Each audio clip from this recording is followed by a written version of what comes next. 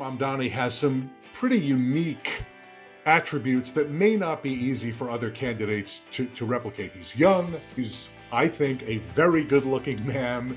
He's plain-spoken while also eloquent. He showed an immense amount of energy. Claudia referenced this. He was everywhere all the time. He showed up everywhere. He has a great sense of humor that showed up in his social media and his video. There's a great video of him in the subway interviewing strap hangers. I mean, it was a lot of fun to watch. I had a private conversation with a national political player in the Democratic Party, and that person commented to me that Mamdani got two things absolutely right. One is he showed up everywhere, and two, he behaved like a normal person that people could relate to, which is a big deal in politics, right? Particularly when you're talking about the kinds of elections we've had recently. Hello, powerful people, and welcome back to Power at Work. My name is Seth Harris with the Burns Center for Social Change. Welcome to this Power at Work blogcast about working class politics after New York City's Democratic mayoral primary. In this episode, we're going to talk with two experts in New York City working class politics and the former political director of the national AFL-CIO about the results of the recent New York City Democratic mayoral primary and any lessons that we can learn from those results about the politics of worker power and working class issues. We'll talk about whether Assemblyman Zohran Mamdani's messaging and agenda about working class and middle class cost of living issues was a deciding factor in his primary victory over former Governor Andrew Cuomo. We will discuss the divide in the labor movement going into the primary election, with a few unions supporting Mamdani, but more supporting Cuomo. And we'll assess whether these election results teach us anything about the future of working class politics in other parts of the country. But before we get to our discussion, you should know that Power at Work is a proud member of the Labor Radio Podcast Network. The network connects over 200 radio shows and podcasts. To learn more about the network and to find other terrific labor, radio, and podcast content, please visit www.laborradionetwork.org.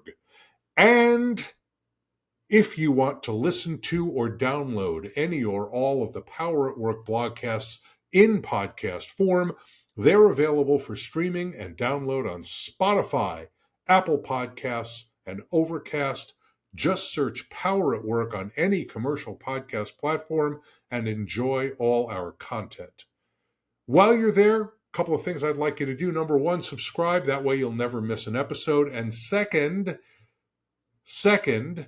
I'd really like you to leave a 5-star rating for us. That will help people like you and me who care about workers, worker power unions, labor politics, working class politics, to find Power at Work's content. They will appreciate it, and so will we. So today we're talking about the Democratic primary election for mayor of New York City that was held on Tuesday, June 24th, and what it means for working class politics around the country. Now, look, I know that not everybody who watches these blogcasts or listens to these podcasts lives in New York City, cares about New York City, right? I get it. This wasn't your election necessarily, but the national discourse around this election suggests that what happens in New York potentially has national political ramifications, particularly for the Democratic Party. The problem is that discourse is not going to be focused on workers and working class issues and middle class issues, and most importantly, not about worker power issues or the role of the labor movement. That stuff gets lost. Even in left-wing outlets, those issues tend to get lost. So we are going to focus on them here on Power at Work today. Now, we don't know the final results yet. I'm recording this on Friday afternoon, June 27th. That's also when we recorded the blogcast. We don't know the final results because New York City uses a system called ranked choice voting. It is a fairly complicated system. It takes some time to count the votes. In essence, voters can vote for more than one candidate, and they can rank the candidates that they support from 1 to 5. As it becomes clearer that from the number one rankings, that some candidates are not going to win. They sort of knock out the person who gets the lowest number one votes, and then they knock out the person with the second lowest number one votes, and then they reassign their votes to the people that those voters have ranked lower on their list of five. So if you voted for Seth Harris for number one, but Joe Worker for number two, and I get the smallest number of votes, which is almost certainly what would happen if I ran for anything, then Joe Worker would get my votes if he was ranked number two by all of my voters. It's complicated, but it's a much fairer system of voting. I'm a big fan of it. In the New York City Democratic primary election, Queens Assemblyman Zohran Mamdani won the most number one rankings ahead of former New York State Governor Andrew Cuomo. I think it's fair to say that that was a surprise to many observers, a big surprise to a lot of observers. For reasons we don't have to get into here, it seems very likely that Mamdani will be declared the primary's winner when the total votes are counted. That will happen Tuesday, which happens to be the day that we're going to publish this blogcast. So you will know the results probably roughly when you watch this blogcast. It's highly likely, almost certain, that Zohran Mamdani is going to be the Democratic nominee for mayor of New York City. Governor Cuomo has already acknowledged that fact. On election night. Now, he didn't say, I'm done. He didn't say, I'm out. He sort of conceded the first round to Mamdani. But nonetheless, Mamdani almost certainly going to be the Democratic nominee for New York City mayor. He will run in the general election against the incumbent, former Democrat, Mayor Eric Adams, Republican Curtis Sliwa, who's a multiple-time Republican candidate for mayor, runs a vigilante group called the Guardian Angels. I don't know if it's vigilante. That may not be entirely fair. They think of it as a neighborhood watch group. It doesn't matter. He's not going to be the mayor of New York City. And there's another independent candidate. There is some question about whether Cuomo will stay in the race as an independent. A lot of his billionaire backers are urging him to do that. I think he's going to wait to see what happens on Tuesday to decide what on Tuesday with the final results of the primary election, when he sees what the margin of victory from Mamdani ended up being. That will, I think, play an important role. Cuomo will only run if he thinks he can win. He won't run to make a point. He's made all the points that he wants to make in his life, maybe some that he didn't want to make. Let's be honest about it. Let me also say, Power at Work is not a political analysis website. You all know that. We're all about worker power. We're all about unions. We're about worker collective action. That's what we talk about here. So if you are interested in what, if anything, Zohran Mamdani's nomination means for the future of working class politics, and in particular the working class in the Democratic Party, well, then you came to the right place, because that's what we are going to talk about, which sadly most others are not going to talk about. I think some people in the labor press will almost certainly talk about it, but a lot of others who are going to opine at great length about this election are not going to talk about the working class, working people, and unions and worker power. Mamdani ran on what can only be described as a progressive platform. He's a self-identified democratic socialist, but his platform was very tightly focused on working class and middle class cost of living issues. He was talking about affordability in the least affordable city in the United States. We'll provide some details during the blogcast. The question is that a formula for other Democrats to repeat across the United States, in New York, but also across the United States? Will it play in other parts of the country? One of the criticisms of Vice President Kamala Harris's campaign for president in 2024 was that it did not focus enough on working class and worker power issues. In fact, I've made that criticism myself, although I'm a huge fan of Vice President Harris. On the other hand, as I said, Mamdani is a self-described democratic socialist, which is a phrase that a lot of Democrats just vigorously reject. And they just hate the idea of the Democratic Party in any way being associated with the word socialist. Can candidates adopt the pro-worker platform without using that phrase to describe themselves? There's nothing inherently socialist about lower costs for working people in an expensive city. These are big questions. And when you have big questions, you need big-time experts with big knowledge to help you answer them. The good news is that's exactly who we are bringing you today. Claudia Irizarry Aponte is a senior reporter covering labor, work, and politics, among many other things, for The City, a nonprofit news organization in New York City. We're delighted to welcome her back to Power at Work. She's kind of a favorite of ours. I mean, she also says yes when we call her, and we really appreciate that. Let me say there are a lot of people. Our guests all say yes, and some folks come back multiple times, and we just really appreciate that. Claudia is one of those. We're really grateful to her and to all of those folks. Lucia Gomez was, until just a few days ago, the political director of the New York City Central Labor Council, which is the federation of 300 local unions from every trade and occupation in the public and private sectors of the New York economy. The New York City Central Labor Council represents more than 1 million workers. Lucia just rejoined LiUNA, the laborers union, to serve as its national immigration and worker rights coordinator. They're lucky to get her. I'm really happy for her that she's going back to LiUNA and that she is going to play a leading role on immigration issues, which she has done before. And we'll be joined by Mike Podhorzer, the longtime national political director for the national AFL-CIO. And, you know, if you ask anybody, he's one of the most respected political analysts around. I mean, he just knows a huge amount. He's unbelievably good with the numbers when he's asked to do that. He's just incredibly smart and insightful. Mike is a senior fellow at the Center for American Progress. He's the founder of the Analyst Institute Research Collaborative, and he also publishes Weekend Reading on Substack. So if you like what you see from Mike today, go subscribe to him on Substack. So Claudia, Lucia, and Mike are our guests. You are our audience. Here's our conversation. Enjoy. Lucia, Mike, and Claudia, thank you so much for being here to talk about the New York City mayoral primary election. Welcome to Power at Work. Claudia, welcome back to Power at Work. Thanks for having me. So let's jump right in. And Claudia, I want to start with you. So we're talking about the New York City mayoral primary election, of course, and the big story is Zohran Mamdani.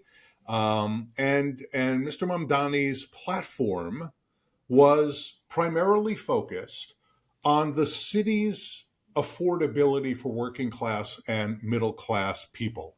New York City, famously the most expensive city to live in the United States. And Mr. Mamdani proposed free bus rides, a rent freeze on regulated apartments, government-run grocery stores. I'll be honest, I'm not really sure how that would work.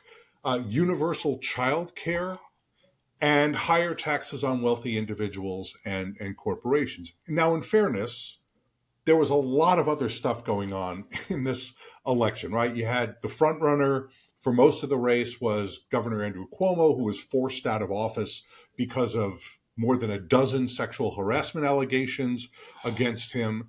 You had a huge field of other candidates, some of them fairly prominent in New York City politics. And of course, you have the looming presence of former New Yorker Donald Trump in the White House, and most importantly, his very real militarized deportation campaign that is focused in part on New York City, which is a city of immigrants. So there was a lot going on here, but I want to focus on the message, Claudia. How important do you think Mamdani's message of affordability targeted at working class voters and middle class voters was to his apparent victory in the primary? Yeah, I think it was essential. I mean, to borrow a line from James Carville, it's the economy, stupid. It's really is a central issue of the primary, of the election in November. You know, when Zohran launched his campaign last year, one of the very first videos that he did on social media, he went out to two sections, one neighborhood in Queens and one neighborhood in the Bronx, deeply Democratic neighborhoods that went for Trump in 2024. And he went out and he talked to people and asked them what it would take for them to become, to vote for a Democrat again. And time again, you can watch the video for yourself. These were folks talking about the cost of living in New York City, the cost of rent, the cost of groceries, just like the day-to-day expenses that make life so difficult for so many people.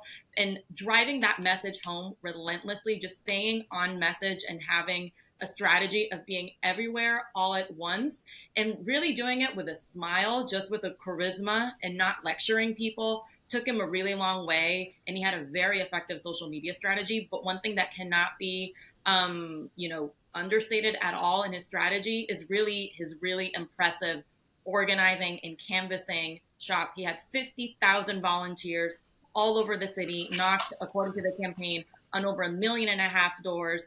These are people, voters themselves, people of all ages, ethnicities, knocking doors in their own neighborhoods, talking to their neighbors about these issues. That really took him a long way, as we saw on Tuesday night.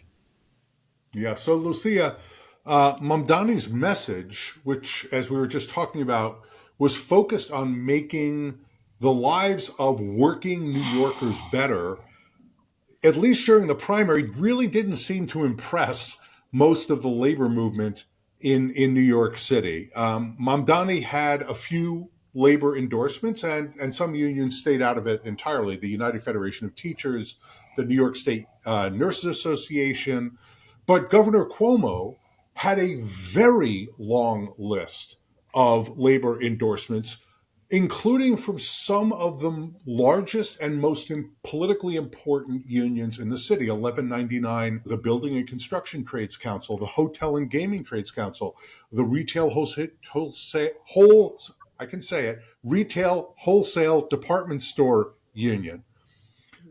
Do you think that the difference in the number and value of those labor endorsements was a referendum by the labor movement on Mamdani's agenda, or do you think there was something else going on there? I mean, you said that they weren't impressed. And I think, the electorate, who's the one who turned out to vote, demonstrated that they were impressed. And I think, when you say the labor movement, I think it's really important that we talk about our institutions and the fact that our institutions who represent thousands of members in New York City, hundreds of thousands of members in New York City, over 1 million members, they were looking at a history and actual experience that they had with Andrew Cuomo when they made their endorsements. And so I don't think it was just about messaging. I think it was actually about, who had worked with them throughout the many years at the state level, who had delivered in many instances for many of those members. And I think that's what you saw when it came down to an endorsement. It was actual about the experience and the relationship that came from years of working with Andrew Cuomo and years of working with Mario Cuomo and years of being able to demonstrate to them that he could deliver, especially, making those commitments to them early on. So let me ask you where you think that's going to head now. And Claudia, just before we started recording, let me know that there are some unions that had endorsed Cuomo or had not endorsed at all that are now moving in the direction of Mamdani or have said that they're going to endorse Mamdani. Do you expect the labor movement as a whole now to support Mamdani's campaign for mayor in the general election, assuming Tuesday? Let me just say, we're recording this on, just for our audience's sake, we're recording this on Friday afternoon, the 27th. We won't have final results until Tuesday when the ranked choice voting results will be announced. But assuming that those results confirm that Mamdani is the Democratic nominee, do you expect the labor movement to move en masse to endorse Mamdani? I think that we could expect the conversations to already be, they're already getting started. I think there has never been a moment, I believe, at least that I know of, right, after a primary has been won, that the labor movement has chosen not to endorse the Democratic primary winner. right? Especially as a whole. I do know that there is a history of the labor movement as a whole, and that being the Central Labor Council's endorsement that requires a heavy two-third vote endorsement of the executive board. They haven't done that since David Dinkins in 1989, for a primary selection. And so it wasn't odd for us not to make, for the Central Labor Council at that time to make the endorsement or not make an endorsement of any candidate in this round. But for the general election, I think it is very common practice, not just the Democratic nominee, but the nominee who wins, right? The majority of the electorate during a primary has seen an endorsement by the broader labor movement. And in this instance, I do anticipate that something will come down, not sure how soon, but I do anticipate that through many conversations and many, opportunities of demonstrating good faith with the Democratic nominee, that would be the case. Okay, so I'm gonna dive more deeply into that question about what those conversations are going to look like. Mike, you wanted to jump in on that? Yeah, I do. There are a couple things that we just heard that I think are really important. And the first is that I think that it slights what he was doing to call it a message, right? And if we look at it in the way it differs from what Democrats usually say, I think there's a lot to learn there. He was saying specific things that make sense, right? He wasn't just doing the economy matters to people. And when I'm elected, I'll make New York affordable, right? He was saying he was going to do this and this and this. And when you do that, right, it's concrete and it's believable. If it's believable that you're going to do it, then I think that has shock value even in today's politics, because you're not just using message tested platitudes. You're connecting directly with people's pain points in a way that you don't hear Democrats talking about it. And a big part of why Democrats don't talk that way is because of just basically the donor class, right? The constraints on what any Democrat can say have become extreme. And in terms of promising anything specific enough to be held accountable, if that's a thing that is not what your donors want, right? Or what people say, like polls tell them people want, right? And so he has to deliver, but hopefully there's also creating a basis for succeeding. The other thing, since it's a worker-oriented Blogcast, what Lucia was saying sure gets to a very complex nature of what unions do in elections, especially when they have as much throw weight as they do in New York, which is all too rare, which is that in one prism, right, you are thinking about who, if elected, would be best for your membership. But you have another layer, which factors in the likelihood that they're going to be elected. And it actually is problematic for union leadership sometimes if they think the chances of the quote best candidate is too remote to burn bridges when there's so much that their members need when the other person gets elected. And so I think it's complicated, right? And in a lot of places where union density is lower, it kind of doesn't matter, right? But where in New York City, where with the building trades and public sector unions are so intertwined, and that means that there's always been a dance of having a lot of throw weight inside the party, but then having to be with the party, right? Even if you don't get what you actually wanted in the candidate. Yeah, I think that's an extremely important point. when labor makes endorsements, and we're going to talk about this a little bit more later, I hope, labor doesn't want to make a point, except in certain cases where maybe it doesn't matter very much. That what they want to do is they want to win, because it's their job to deliver for their members. And so they have to make a calculus about how do they make the point, but also win where they can win. But sometimes you lose because it's the right thing to do, right? Because you can't win. It's a little bit more challenging than that. So I think that's an interesting point. Mike, I wanted to stick with you, if you don't mind. I wanted, because you've been analyzing election results for, let's say, more than a few cycles of elections. So I want you to help us to understand what happened here, and let me give you some of this data, or at least some of the findings. And I want to compare what happened in New York City in this election to some of what happened in the 2024 presidential election, even though obviously the electorates are extremely different. But one of the big causes for Democratic concern after the 2024 election is that Vice President Harris lost to President Trump among working class voters, defining working class in a couple of different ways. Harris lost among voters who do not have a college degree. Harris won among voters of color who do not have a college degree, but by a much, much narrower margin than President Biden had done in 2020 and earlier Democratic candidates had done. And on a second measure, Harris lost among voters who earned between $30,000 a year and $100,000 a year, which, looking nationally, is kind of a rough approximation of working class and middle class, maybe a little higher in some parts of the country, certainly New York.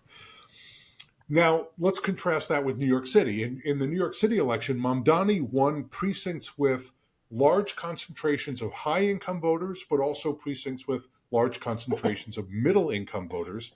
He lost to Governor Cuomo in those districts with large numbers of low-income voters. Mamdani also won in precincts with large numbers of college graduates. But his coalition, of course, included a majority of Latinos, Asians, white New Yorkers, and he also won in precincts where there was a high percentage of renters as opposed to homeowners. And that's partly a function of geography in New York City. There's not a lot of independent homes in Manhattan, for example, but there are in Queens and Staten Island and some of the other boroughs. So when you hear those kinds of statistics or data points, and any others that maybe you have looked at, does Mamdani, with the agenda that you were just talking about, suggest that he really is presenting a solution to what is one of National Democrats' biggest problems, which is the difficulty in appealing to working class voters? So I want to start by challenging two premises that are not just in your question, but probably anyone listening to this knows is the way the discussion goes all the time, right? The first is that I think it's much better to think of Harris having lost this race than Trump having won it. And I think when, saying that Trump won, just makes you think there was something about what he was offering that people wanted, as opposed to the disillusionment and vote of no confidence in capital D Democratic governance.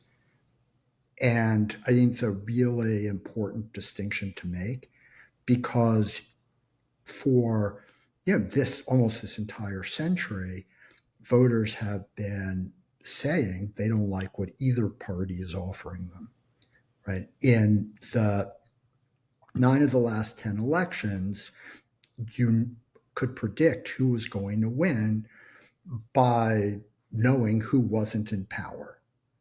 And that's true for 11 of the last 13. And that's never happened in American history. We've never had this back. And somehow after each of these not losers get elected, everybody races to say he won. and unfortunately never say she won so they only look for reasons people might have wanted the not loser rather than understand that it is a continuous rejection of institutions and what both parties are offering at a national level. And so that first correction makes what happened in New York obvious, right? It's not that those New Yorkers suddenly changed their values to MAGA last November. It's that they just were kind of fed up. And now they have a way to express their values, right, in a much better way. The second part of the premise is that I think talking about how either of these folks or anyone's doing with working class voters is an important category error, because in a way that hides a lot of what's going on. About the only group of people who are in that definition of working class who actually think of themselves as working class in this country are union members. And right, you're just basically by fiat designating anybody with a college degree and saying that what's salient about them is that they're working class, which misdirects how they think about themselves, which is what's important in politics. And so it's striking that Harris actually did 2 points better with union members than Biden did 4 years ago, while she was doing 6 points worse with everybody else, right? And it points to, like, you can't win the working class if you're not triggering working class identity. And that's something that Democrats don't do, right? We don't have a party anymore that is a party of the working class in the sense of coming down on working people's side when those interests are in contest with business, right? You just have Democrats saying we're better economically for working class people, but we're not really on your side. And so let me ask you, let's bring that into the New York City mayoral election. We were talking about Mamdani's agenda. Is that what Mamdani is doing with that agenda? Is he saying, I am going to choose you, working class, middle class, working New Yorker voters, in a contest with corporations? Yes, that's what he's doing, right? When you say you're going to have a rent freeze, you're saying you're on the renter side, then it's going to cost the landlords. When you say you're going to increase taxes to pay for it on the richest, right, you are taking a side.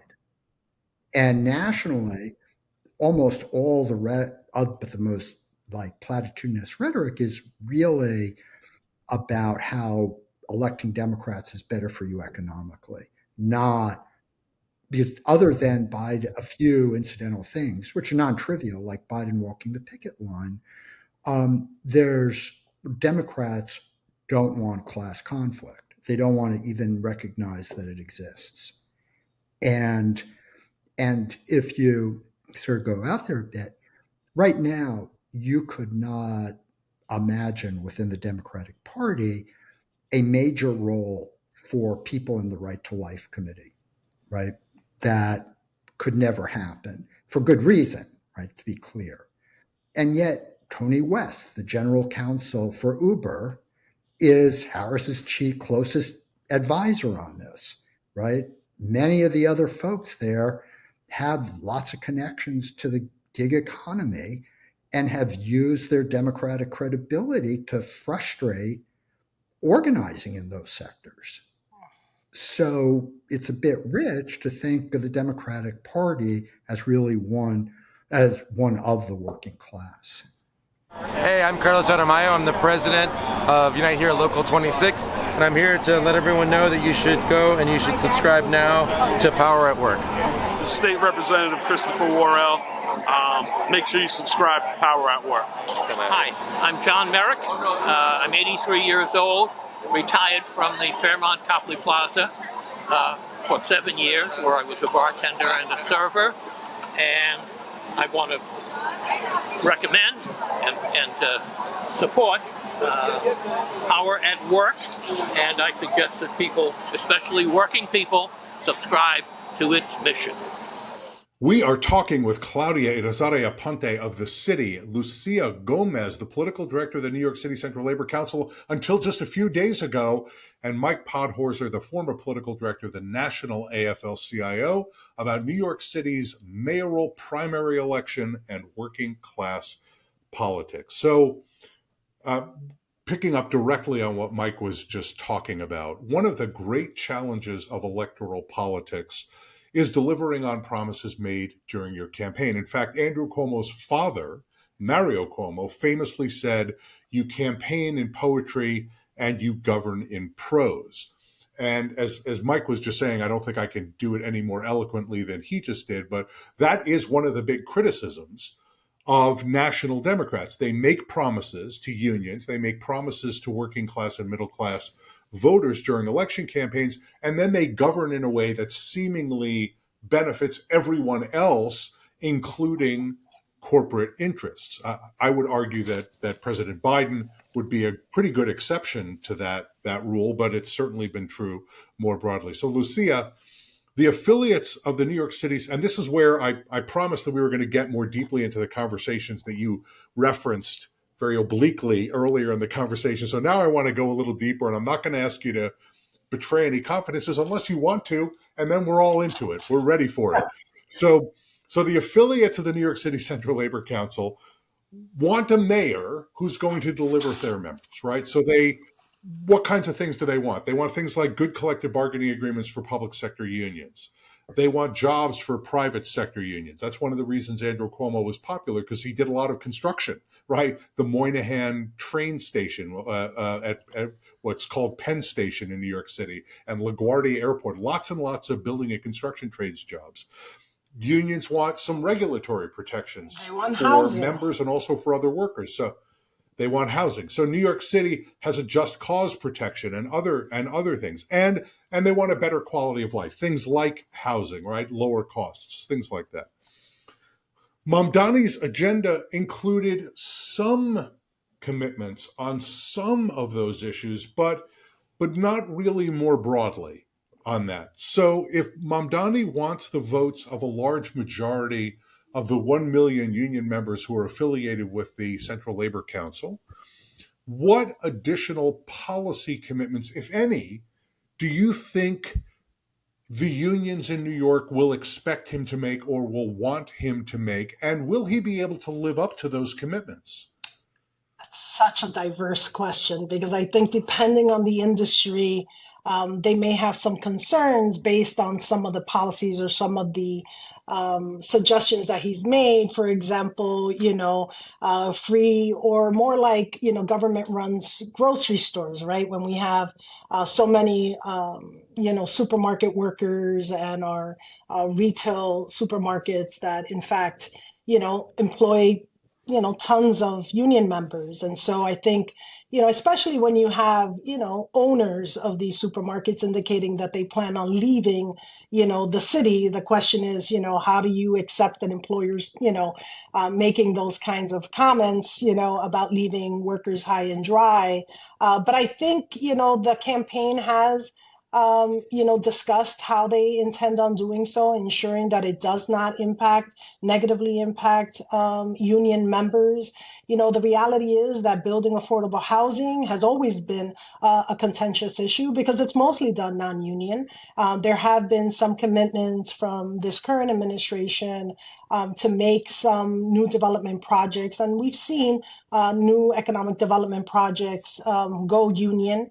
But the reality is that we want to be able to not stop growth, right? Not stop the economic, vitality of what New York City is. And I think some of the fears that are being, spread more and more is that we're going to run a socialist government, and that somehow, capitalist United States will be no more thanks to New York City somehow shutting down, its capitalistic, the economy, and that somehow all the billionaires are leaving, right? And we've seen tons of them like actively searching the next mayor candidate that will take all of our billions of dollars in order to not elect Zohran Mamdani. I mean, the reality is that the billionaire class is actively and boldly saying they want to go against the candidate that has been actively running on a working class agenda. I mean, universal childcare is not just some nilly-willy type of agenda item. We know it's going to cost millions of dollars, but we know that millions of New Yorkers need it. Issues that folks have mostly, felt is whether or not their members believe that these things are doable without hurting their own, self-interest, which is the way in which people vote. So I have not been in a lot of these kinds of meetings. I've been involved in politics for a very, very, very long time, but I haven't been in a lot of meetings where the candidate is trying to give the union movement and individual unions comfort on those kinds of issues. That's essentially what you're saying. Take us inside those conversations. What do you think that's going to look like? I mean, we had an opportunity to screen many of these candidates at a screening of the mayoral candidates with the executive board. And, Zohran, didn't necessarily have the best, time amongst, the room of our executive board, because the reality is that they know their industries and they know, the impact that certain policies can have, on their ability to properly represent amongst these employers. And the reality is that, it wasn't so much that it wasn't great policy or things that would resonate with their membership. It was how feasible, how can you do that? How is it possible? And I think the message that Zohran was trying to deliver is that, there's tons of policies that Democrats in particular have touted now that in 2016, when Bernie was talking about them, were not possible. Like never wildest dreams, pie out of the sky possibilities. And the reality is that even New York State has seen major policy changes at a state level that we didn't think were doable or possible, that did not decimate, the business class and did not remove jobs, and they did not move away. And that's always, the fear tactic for all New Yorkers is like, oh my God, where am I going to work? Right? If this hotel shuts down, if this company chooses not to do business in New York, what about the tourism, right? All the millions of dollars that go into the coffers of the New York City budget. And so I think those are the realities of some of the messaging that Zohran has. And we need to give him an opportunity to show, right? To do it. And I don't think it's him alone, right? I think what we saw during the campaign was a collaborative mindset, was one in which says, I want to hear what is feasible. I want to hear, the impact that this could possibly have. And he's been open to those discussions. And I think that's why you're seeing more unions be open with the reality that this is potentially the candidate to win in November. Mike, let me ask you a version of that same question that Lucia and I were just discussing, because you've been in, I'm sure, many, many of these conversations where candidates come to the AFL-CIO seeking an endorsement.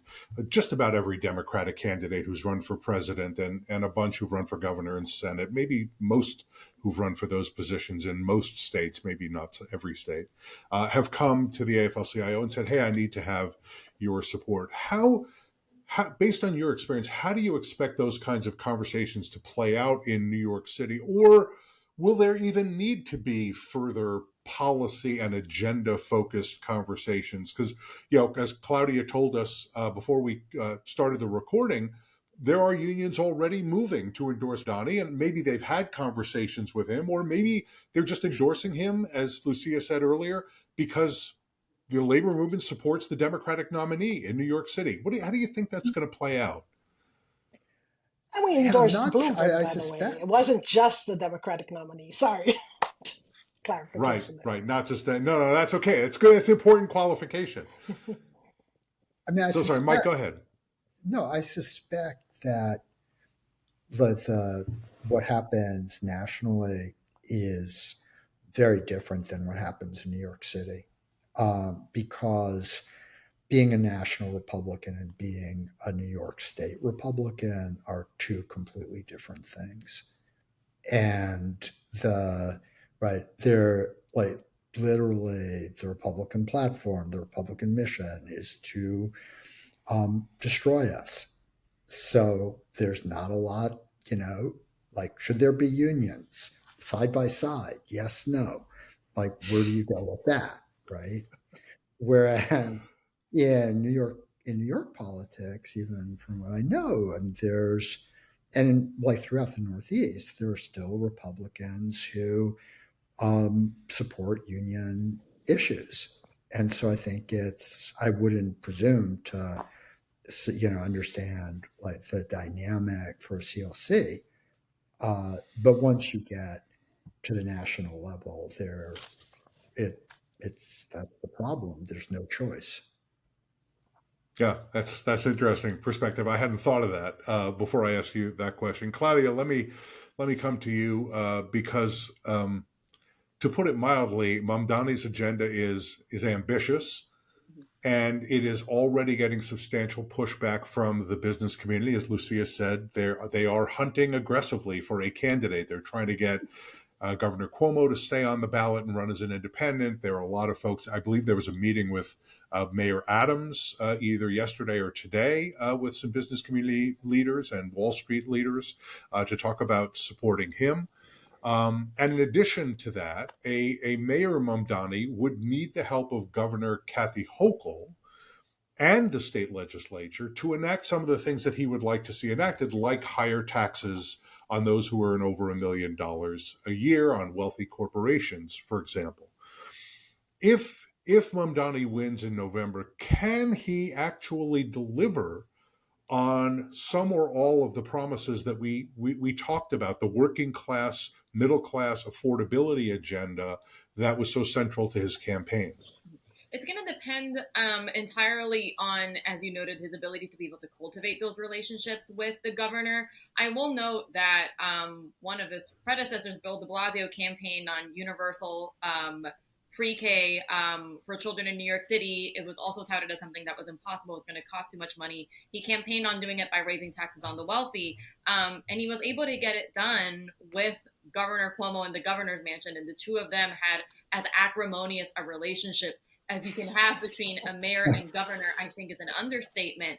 And while Governor Hochul has already said that she is not keen on raising taxes on anyone in New York right now, I think just as an observer, it's safe to say the two of them are off to a better start than Cuomo and de Blasio ever were. That may be the lowest bar that has ever been set on Power at Work. I mean, certainly a very, very low bar. And it's also going to depend on a lot of the appointments that Mayor Mamdani, who's elected in November, makes in his own administration, and we already know from the reports that even before the primary, he was meeting with former deputy mayors. He was meeting with former heads of department from the de Blasio and Adams administrations, people that have good relationships with prior administrations in Albany, including the current governor, Kathy Hochul. So there are signs that he, even before he won the primary, or presumptively won the primary, we should say, he was already seeking to kind of like have those relationships and cultivate them.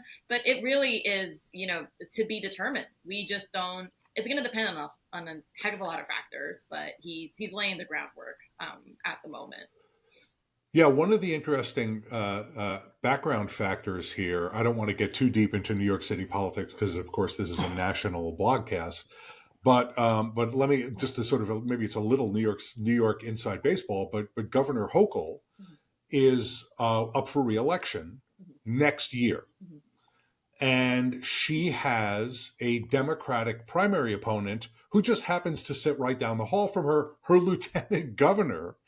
And so who I believe is perceived to be, you all could correct me if I'm wrong on this, is perceived to be somewhat to her left maybe substantially to her left. And so if you have a Mayor Mamdani putting forward working class solutions, middle class solutions to the affordability crisis in New York City, and Governor Hochul becoming the barrier to those, that may very well put her primary renomination at risk with an opponent who is somewhat positioned to her left. I just think it's an interesting dynamic. Doesn't mean that it's not going to be difficult. It doesn't mean that the legislature is not going to have something to say about this, although Democrats in the legislature are overrepresented in New York City. But I think it'll be very interesting to see how that dynamic plays out. That's something I'm sure you're watching that very closely. It'll be interesting for us to watch more broadly. So, Mike, I'm sorry. I think it's actually fascinating. I think it's actually fascinating that you're calling Antonio Delgado to the left. I mean, maybe I'm wrong. No, maybe that could just be my ignorance. Am I wrong about that? Tell me. I mean, I've never seen that, but maybe there's just a different perspective as to what left is, and maybe we just haven't had a chance to really see that. I mean, and I don't know, Michael, if you may have a different perspective. I didn't really engage with, his politics because he was outside of New York City. But, he is not seen, at least that I know of in politics, as left, or maybe to the left of Hochul, maybe, but yeah, not seen as left. Yeah, I might be wrong. That's fair. I may be speaking out of school. I haven't worked in New York politics in a very, very, very long time. But let me just say, after this primary election in New York City, you got to believe that he's trying to figure out a way to move left, because that may be the path to defeating Hochul, if there is any path to defeating Hochul. Anyway, so Mike, let me. There have already been a lot of words written and spoken and screamed on various cable news outlets and various other news outlets and blogs, on podcasts, about whether Mamdani's apparent victory in the New York City mayoral primary election has created a new template that's how people are talking about it, for national Democrats to win in 2025, because we have two gubernatorial elections in 2025 in New Jersey and Virginia. In 2026, when the midterm congressional elections are going to take place, and 2028, when obviously the next presidential election is going to occur. I think it's pretty clear, and we were actually kibitzing about this before we started, Zohran Mamdani has some pretty unique attributes that may not be easy for other candidates to replicate. He's young. He's, I think, a very good-looking man. He's plain-spoken while also eloquent. He showed an immense amount of energy. Claudia referenced this. He was everywhere all the time. He showed up everywhere. He has a great sense of humor that showed up in his social media and his video. There's a great video of him in the subway interviewing strap hangers. I mean, it was a lot of fun to watch. I had a private conversation with a national political player in the Democratic Party, and that person commented to me that that Mamdani got two things absolutely right. One is he showed up everywhere, and two, he behaved like a normal person that people could relate to, which is a big deal in politics, right? Particularly when you're talking about the kinds of elections we've had recently. But let's put aside those personal behaviors, those personal attributes of Mamdani's. Mike, what lessons about working class and middle class voters, if any, can national Democrats take away from the New York City mayoral election results? I think most of the national Democrats are going to spend their time insisting there's nothing to be learned, and that this is not a template, and they're just sort of counting the days until November, when Spamberger will be the template for how Democrats win. Just for our audience, Abby Spamberger is the Democratic candidate for governor in Virginia. Very moderate, former CIA agent, I believe. Yeah. So I'm sorry, go ahead, Mike. Yeah, no, and that's Mamdani who at that point, right? It's just got nothing else to talk about now. And I think part of that case, they're like making to each other in a fever pitch to, basically in the crowd you're talking about, the only evidence they have or really rely on that they're right is that other people with the same view agree with them. And it's kind of like it doesn't get beyond their bubble. Um, but I think it has now been, quote, proven that the 2020 primary field that endorsed a lot of the liberal agenda was a huge mistake for Democrats. And that's getting waved around a lot now. Expand on that a little bit, if you would.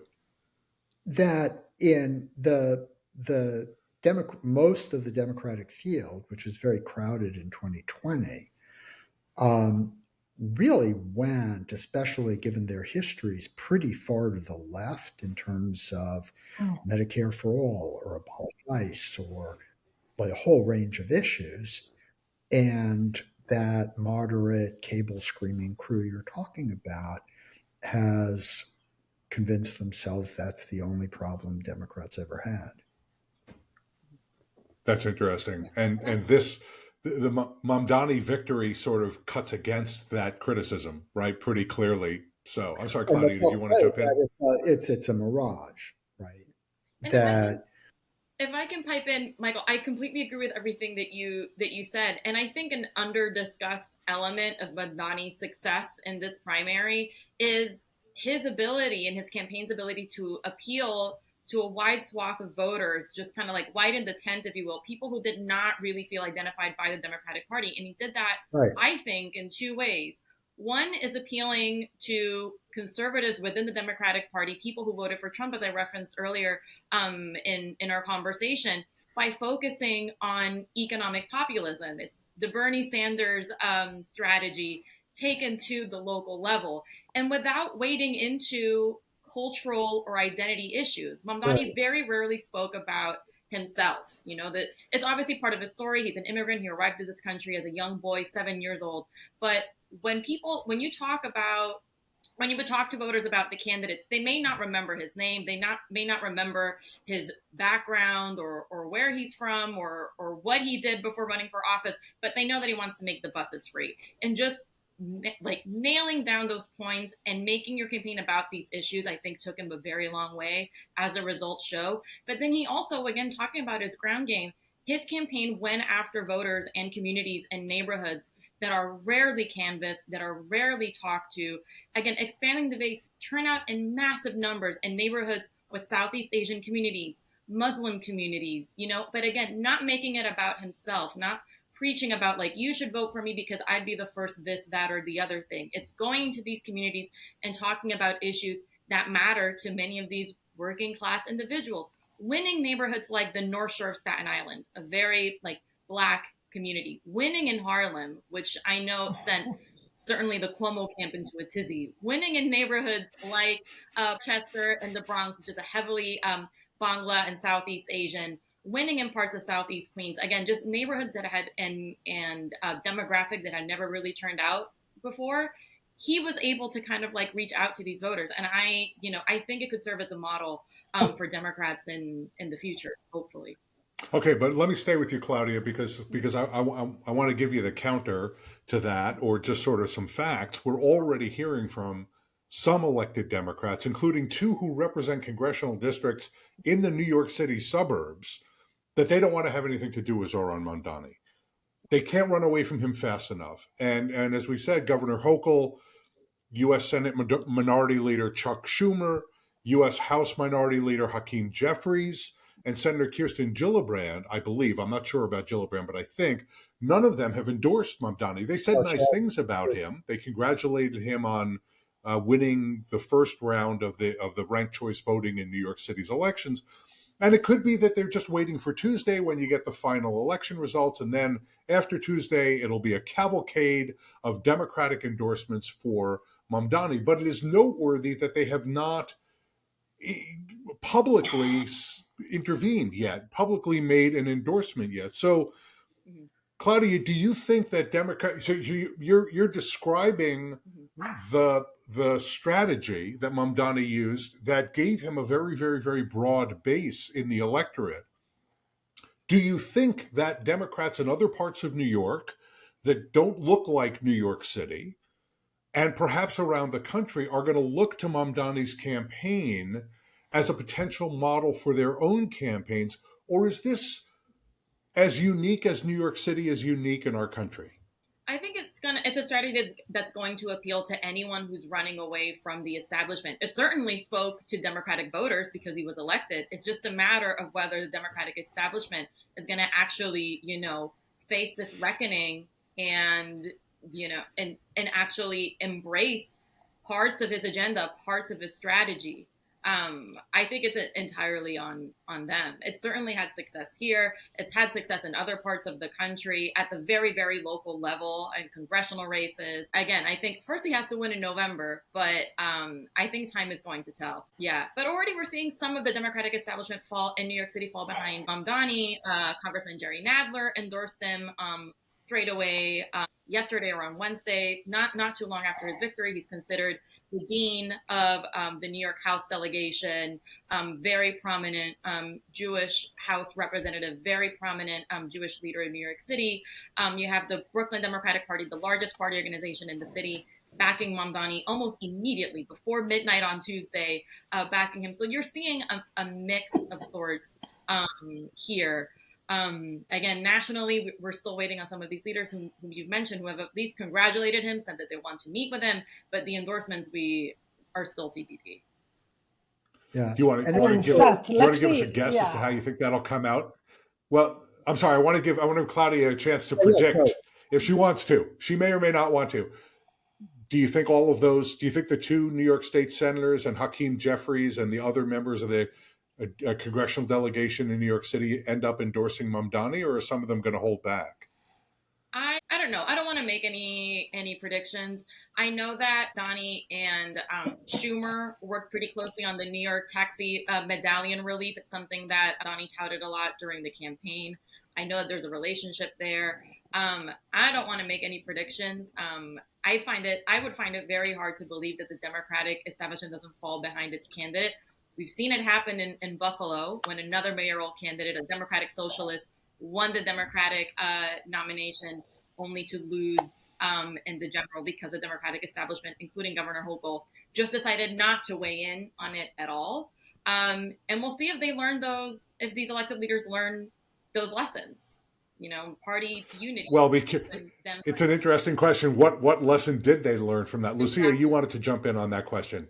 I mean, I'd be very curious if they want to learn the lesson of what happens in November if they don't endorse and he wins without their endorsement, right? I'm really curious as to what lessons they would learn there. I'm also really curious as to what's the selectivity of this particular candidate winning the Democratic primary and the Democratic Party and their, stewards falling in line with that Democratic primary candidate who has in fact won the support of the electorate without their initial endorsement to begin with, right? So, I think that is a question that I still have, like what makes this candidate different? He won the support of the majority, and as a matter of fact, of an electorate that traditionally doesn't turn out. He knocked doors and did what the party did not for any candidate that, they were supporting. And we're hoping, had they done that, and yet it did not work, but many of us know, and we saw unions and union members out there knocking on doors for their candidate. And so we know that works, and we know knocking on doors works. The reality is there was a lot of new voters, folks that were not being spoken to outside of the Mamdani, campaign. And, that takes work. They had the resources, and the Cuomo camp had the resources, so it's not a matter of money. There was definitely a lack of enthusiasm, for the candidate, and I think that's really critical. But that doesn't mean the party and the Democratic county folks can't do the work of the volunteers if they're endorsing a particular candidate. And so I just caution, all this tactical, strategic, discussions that are happening that are preventing them from making an endorsement and falling in line behind their candidate that's duly elected by the Democratic electorate. Yeah. So Lucia, I want to move us to a slightly different aspect of this conversation that reflects your job change from the City Central Labor Council to our friends at LiUNA and your new role with immigrant rights, although I know you've been involved with immigrant rights for a very, very, very long time. So one of the candidates for mayor, the Democratic candidates for mayor, Comptroller Brad Lander, was arrested by ICE because he, along with other New Yorkers, were involved in sort of what I would describe as a witness program. They were there in courthouses to make sure that immigrants who were there to be naturalized were not being abused. And Lander was involved in escorting one of those immigrants, hopefully out of the building. And Lander was famously sort of put in a headlock by an ICE agent, and it became a very famous picture and video. I think you would agree, in fact, I have very little doubt that you would agree, that immigration and the Trump administration's militarized deportation strategy are a very, very important issue in the New York City mayoral election. And that's partly, that's simply because of what the Trump administration is doing. It's also because Mayor Adams famously cut a deal with the Trump administration that they would not prosecute him and he would support their efforts on immigration. I'm not getting that precisely right, but I don't think I'm wildly off in the way that I've described it. And immigration has been an issue that I think I'm being polite when I say has confounded national Democrats for many years. Maybe I'm being too polite when I say it that way. Okay, so let me ask you the question about immigration and this New York City mayoral election. Do you expect Mamdani to make immigration a central issue in the general election campaign? And do you expect other Democrats in New York and beyond to campaign against the Trump deportation strategy? I mean, I expect Mamdani to be consistent to his messaging and to his policies and to talk about the economic impacts, that the city will have under his leadership and the major, upliftment of these same communities that are being impacted by immigration, whether it's them personally, family, friends. We know for a fact that our U.S. citizens that are the ones that turn out to vote, they're impacted at home, they're impacted in their communities, they're actually, I don't believe, prioritizing as number one. Mamdani has always been about the dignity and respect. I mean, and he's been pretty consistent with that in all the debates and all the discussions about protecting all New Yorkers. I don't see immigration necessarily rising much higher than the things that impact all New Yorkers, including immigrant New Yorkers. I do see him holding the line and saying that he would protect everyone, unlike what some of our, we lost Lucia. I jump in though on the immigration. Please do. I think this is really, really a way in which how immigration has been thought about has led to just a huge misunderstanding and error. It has always been the case that the border and who should be able to come to America has been a different issue than what we should do with people who are here and are living productive lives and being parts of community. And one of the really problematic things leading into the election was this rolling those two things together kept Democrats from actually pushing back on this, right? It isn't, right? Trump's deportations aren't just unpopular now, they were unpopular before he was elected. And it's really problematic that the savvy class actually can't understand that actual voters have different opinions about what to do with the neighbors they know and trust and see as productive members of their community, and roll that into, and I may not completely agree with what I'm about to say, but their perception of other people coming to the country, right? And just said, oh, no, can't talk about this blob of immigration or anything close to it because that's Trump issue. Yeah. But even before the election, a majority of people, because this is an artifact not of people's inconsistency, but of just how defective polling is, a greater percentage of Americans consistently have favored path to citizenship than have favored mass deportation, right? And you obviously can't have both, right? But all people wanted to talk about was hot takes on polling about immigration. Mike Podhorzer, Lucia Gomez, and Claudia Irizarry Aponte, thank you so much for joining us on Power at Work for this, I think, very valuable discussion. Thanks for being here. Thank you. It's great to meet you. I'll be right back with a few comments. Hey, thanks a lot for sticking around in this Power at Work blogcast about the New York City Democratic mayoral primary election and working class politics. You know, right towards the end of the blogcast, Mike made a very important point. And that is that while we are talking about whether or not Mamdani's focus on working class issues, middle class issues, are going to have any kind of repercussions for the rest of the country, is it a lesson that can be learned by candidates in other parts of the country, but even also in New York. Mike's point was a very important one, and that is you have a moderate running on the Democratic Party line for governor in Virginia. I think it's highly likely that Abby Spanberger is going to win. I certainly hope that she will win. That's my own personal view. You don't have to agree with that view if you don't want to. But, you know, she's a moderate. When she wins, everybody's going to say, oh my goodness, moderates. We need more moderates in the Democratic Party. And they're going to try to point away from whatever lessons can be learned from Mamdani. That's where the punditocracy is going to go. That's where a lot of Democrats want to go. Why? Because that's the agenda that they want the Democratic Party to advance, not a working class agenda. Let me just say, a working class agenda and a left-wing agenda are not necessarily the same thing. Right? You can be, and this is something that Mamdani himself found out, as Claudia was telling us, when he was going around and campaigning in Democratic areas that voted for Trump in the 2024 election. Right? Those people probably still see themselves as Democrats. They voted for Trump. Why? Because they thought that he was going to bring their prices down. They thought they were going to be able to afford eggs and gasoline and other things.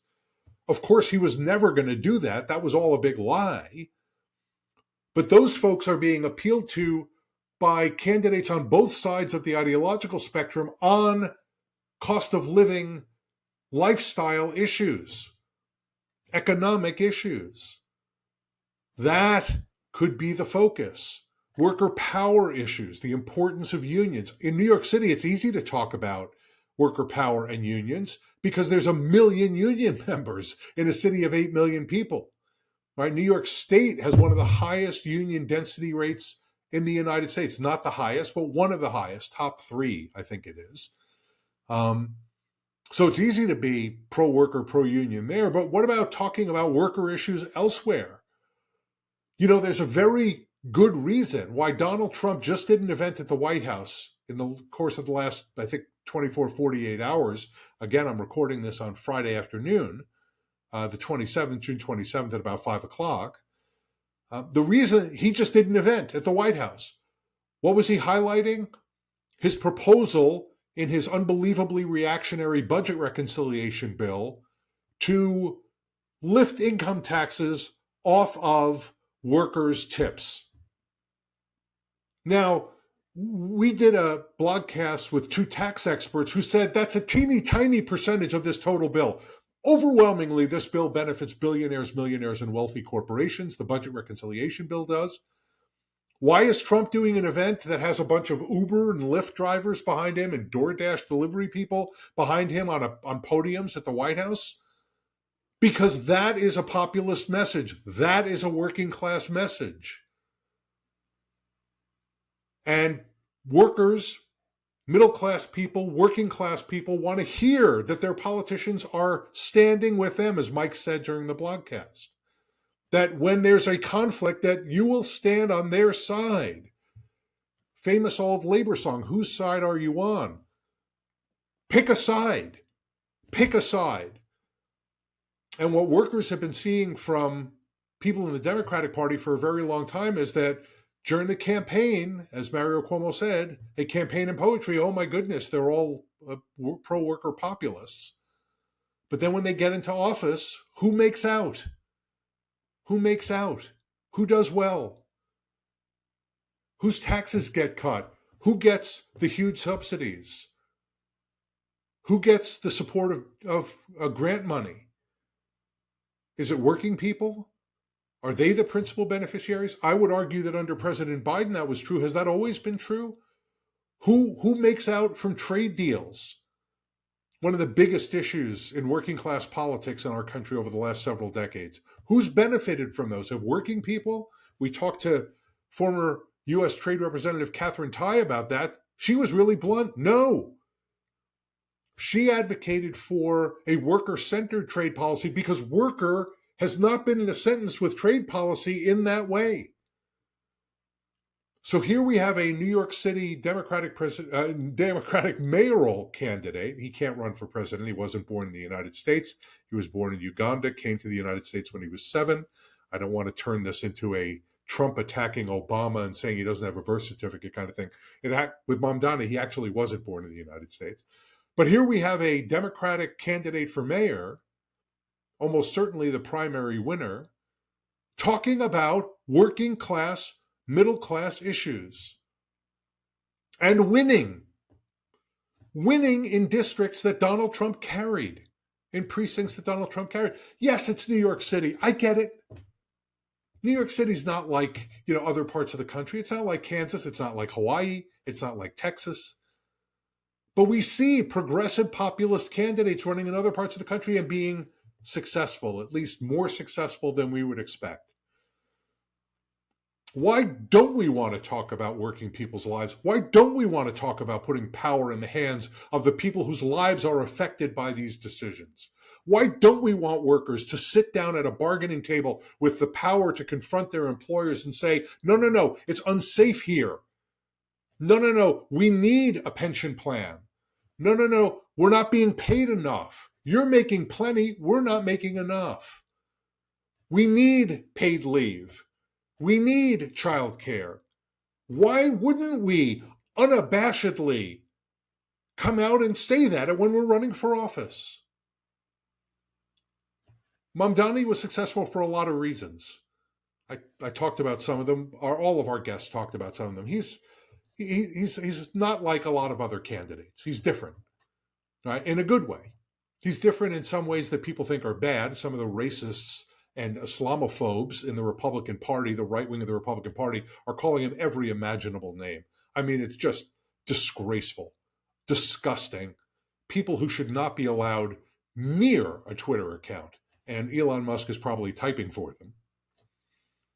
But here we have a candidate who's delivering a message, has some unique personal attributes, unique personal characteristics that make him an especially appealing candidate. But you know what? Maybe other candidates can learn. Maybe other candidates can learn from his experience. I think it would be a good thing if they could. I would love to see, let's have a bidding war between the two parties over who's going to do more for working people, who's going to do more for worker power. I don't think that's going to happen because one party couldn't care less about worker power and they use workers as props, as President Trump just did at the White House. They don't care about working people. It's all about more money for their billionaire buddies. It's all about more money for corporations, right? It's all about a racist American supremacist set of policies, including foreign policy. But certainly one party and its candidate should be standing up for working people. And going to working people and saying, I'm on your side. Which side am I on? I'm on your side. And you can count on me when I get there. And you know what? You can count on Power at Work by connecting with us in many, many ways. Did you see that segue? God, it was terrible. Oh my goodness, that was a terrible segue. We're available to you on LinkedIn, Facebook, Twitter, X, Threads, Instagram, TikTok, and Blue Sky.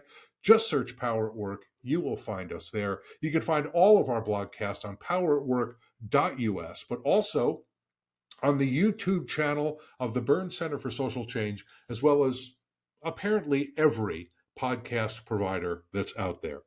Hey, thanks again for joining us. We will see you again on Power at Work very soon.